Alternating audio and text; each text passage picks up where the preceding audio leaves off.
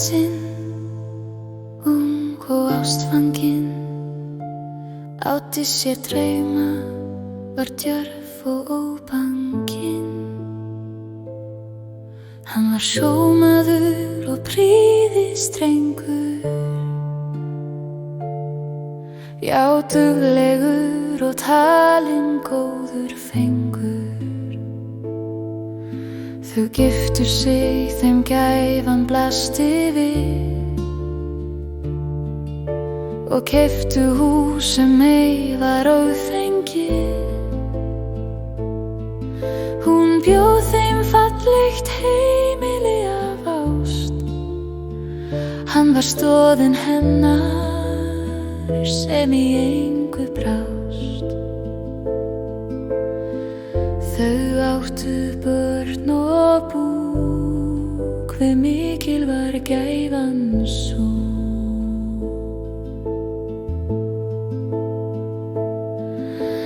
Heiminn þeir og ástina orti hún, hjarta mitt var heitt að þrá, himinninn blár af vonum ástarþrá í augum lá, eldur í faðmlögunum.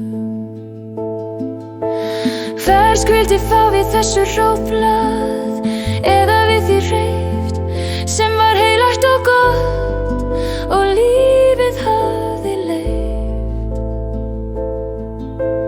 Heimurinn hér, svo óræðinn og hverfull sem hann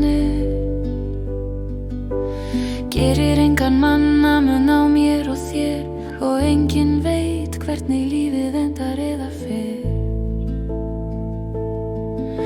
Í hinsta sinn hann hvatti og fór á sjó,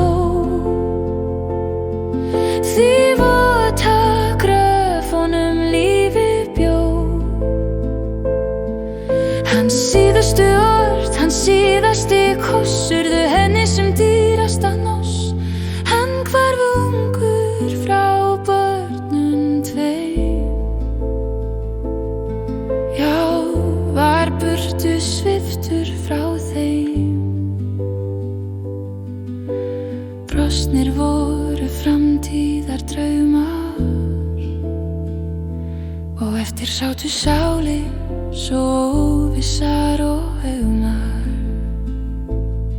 Já, við dyrnar hímir sorgin, þar sem ástin sönn, og svo hvöss og óvægin lífsins tönn, að hennar sorgar græra í spönn. Og svo sárt það þeim sem af ástvina missi þjást, og sagt að deyja líka sé öllu skást. Þegar söngur þessi sunginn, horfinn allur sorgardrunginn. Já, elskenda örlög geta verið slunginn, af sorg og gleði þrunginn. Bæði eru horfin úr heimi og börnin með. Já, þannig fer lífið með sín litlu peð. Þótt þetta sé ekki öll sagan og meira hafi gerst og skeð, þau lifa nú glöð saman, laus við allt sorgarstreð.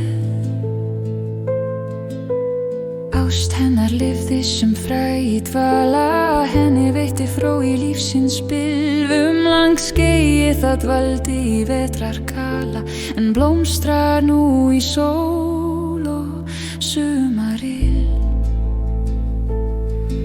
Svo einlægt þráði hjartað hennar heim.